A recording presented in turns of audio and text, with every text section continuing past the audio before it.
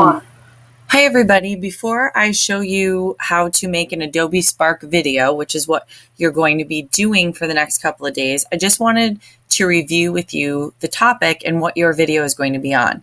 Yesterday, you read an article about Brad Snyder, who is a leader in a different way than maybe we think of, someone who holds a position of power or leadership or is really well known.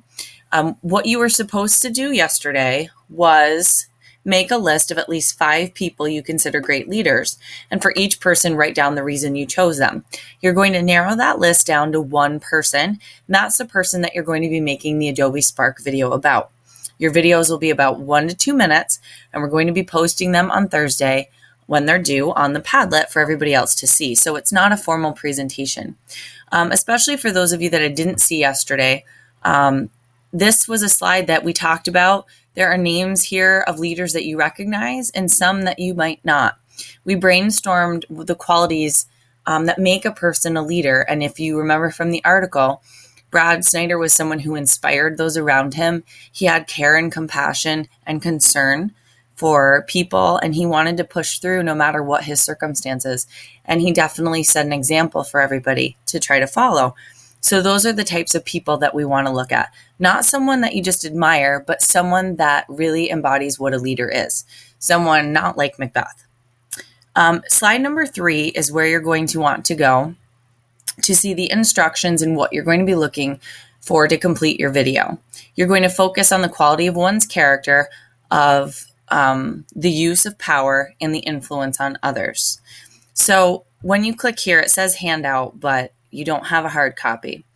What I want you to do is open this, and you're going to take notes in your notebook. I don't want you to type on this document because it will edit it and change it for everyone else to see. So here are your instructions. We're going to be viewing and commenting on Thursday. So that's when your video needs to be shared to the Padlet. And after you narrow down the person that you're going to be making the video on, you're going to watch the instructional video I've uploaded for you on how to use Adobe Spark. But first, in your notebook, you're going to fill in the following. So say you choose Nelson Mandela. You can look online and get a picture. Biographical facts, facts about his life and where you got that information, the source.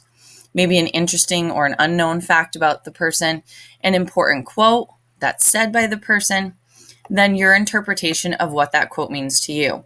These are 2 really good pieces of information for you to actually record on your Adobe Spark video. 3 reasons as to why this person is considered a leader, and then any other relevant information, images, quotes, pictures. You can really be creative and just kind of play around with it. So that information is worth 50 points of your project. The other 50 points comes from your use of Adobe Spark.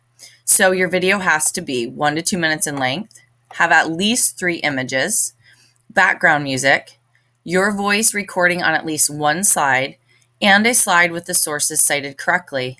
You should use EasyBib.com for this.